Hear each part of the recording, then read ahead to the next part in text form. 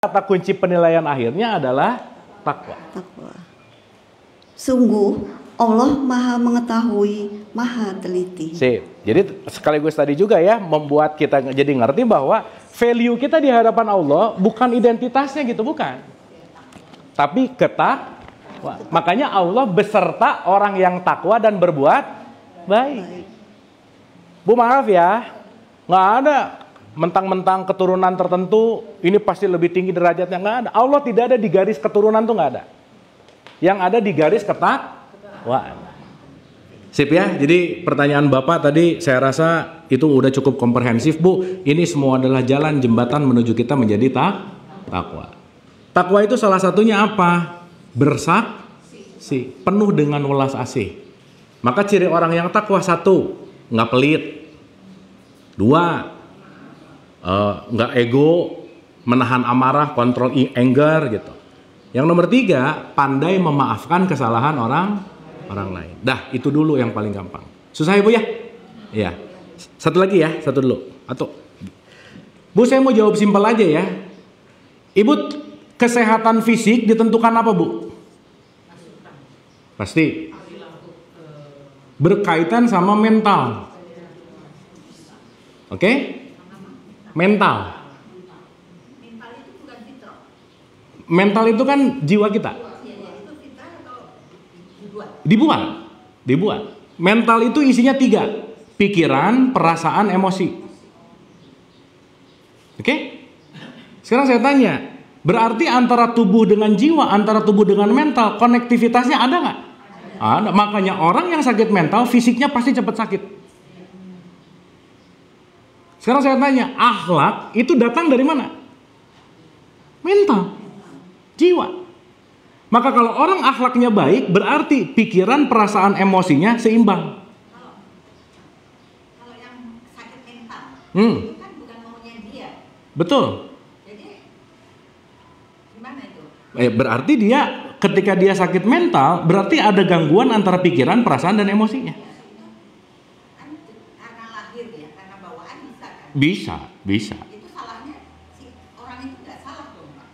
Kan segala sesuatu nanti kaitannya juga sama lingkungan, Bu. Kan sebetulnya kita nggak harus nyari siapa yang salah sih. Gitu.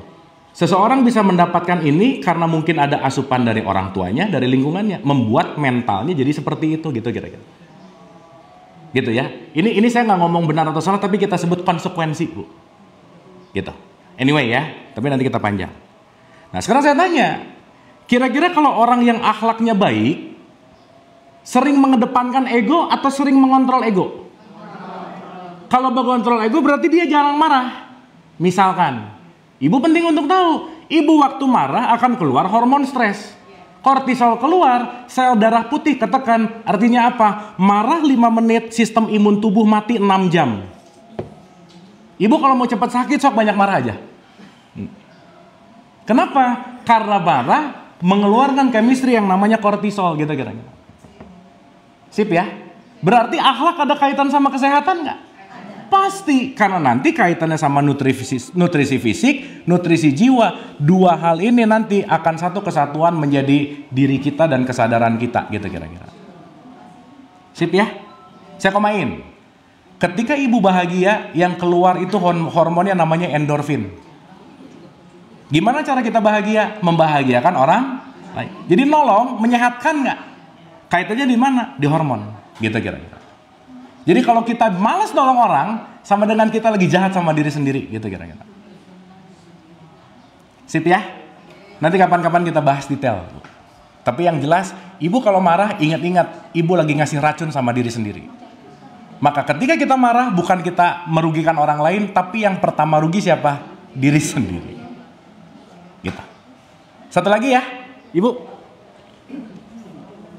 Ya, terima kasih Kang Abu. Ya. Dengan adanya agama-agama atau disebut tadi Brahmana, dengan ada Taurat, Zabur, Injil, bisakah kita menyebutnya bahwa itu kita harus mengakui ada, tapi tidak membenarkan? Karena yang kita sebagai orang Islam, Nabi terakhir adalah Nabi Muhammad SAW, dan inna dina indallahil Islam. Gitu. Ya. Balik lagi, Ibu punya keyakinan apa, ibu hidupkan keyakinannya. Yang jelas paling sederhana adalah satu aja. Ketika kita meyakini ini, gak usah ngejelekin yang lain. Ketika kita meyakini, gak usah merendahkan yang lain gitu. Karena siapa tahu hari ini kita merendahkan karena kitanya belum paham aja gitu kira-kira. Sip ya. Karena nanti kita akan ngerti bahwa semua religion ini adalah jembatan aja sih sebenarnya. Tapi memang sulit dimengerti sama orang-orang yang agak tertutup pemikirannya, nggak ngerti universal, atau melihat hanya dalam satu skup tertentu gitu. Karena nanti kita ngerti bahwa output dari agama itu apa? Akhlak pada akhirnya. Jadi kalau tadi ibu bilang, itu ada, oke, tapi kita tidak membenarkan, itu pilihan ibu. Ketika nanti ada yang mengatakan itu, pilihan siapa? Pilihan siapa? Yang terpenting output dari kehidupan ini bukan benar atau salah, tapi kebaikannya gitu kira-kira. Makanya nggak ada kalimat contoh bu. Contoh ya.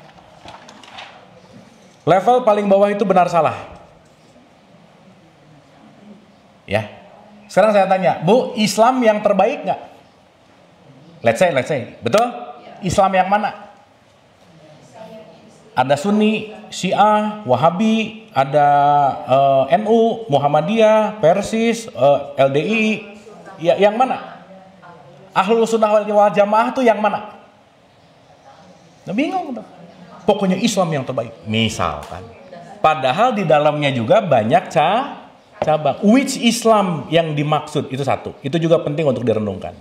Anyway.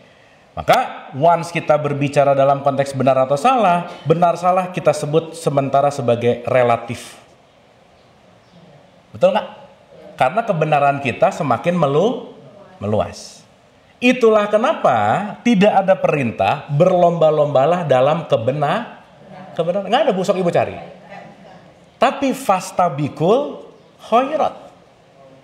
Kenapa? Kebenaran itu jadikan urusan dapur, yang penting keluarnya adalah kebaikan. Contoh, masa sih bu mau nolong orang, pas mau nolong nanya dulu, ibu agamanya apa? Masa begitu?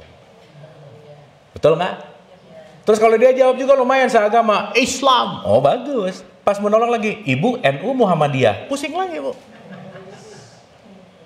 Ya, kapan mau nolongnya kalau kita sibuk dalam urusan ini gitu.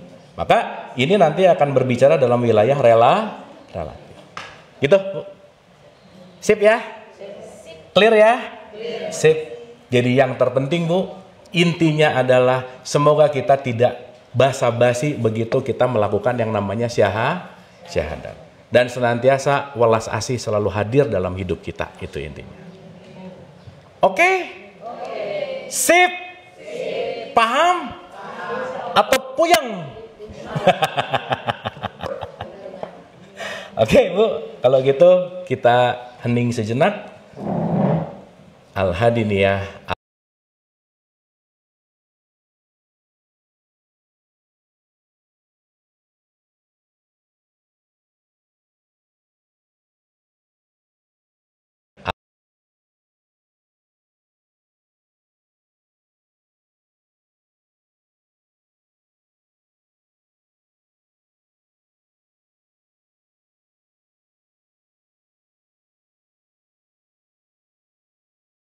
Sana wakina adzabannar wa adkhilnal jannata ma'al abror ya aziz ya ghafar ya rabbal alamin subhana rabbika rabbil izzati amma yasifun wassalamun ala mursalin walhamdulillahi rabbil alamin. Amin amin ya Allah ya rabbal alamin. Semoga ada manfaat. Bu, ada manfaat pertemuan kita hari ini? Nah, ya, semoga bukan hanya jadi pengetahuan tapi juga dikunyah. Saya selalu mendisklaimer, Bu, saya tidak berusaha meyakinkan sesuatu, saya tidak berusaha mengajarkan sesuatu, dan yang paling penting ibu-ibu nggak usah percaya-percaya amat omongan saya. Setuju?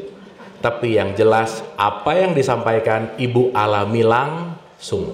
Disitulah kita akan bersodakta, disitulah kita akan bersaksi. Hatur nuhun, mohon maaf lahir dan batin. Wabillahi taufiq wal hidayah. Assalamualaikum warahmatullahi wabarakatuh. Alhamdulillah.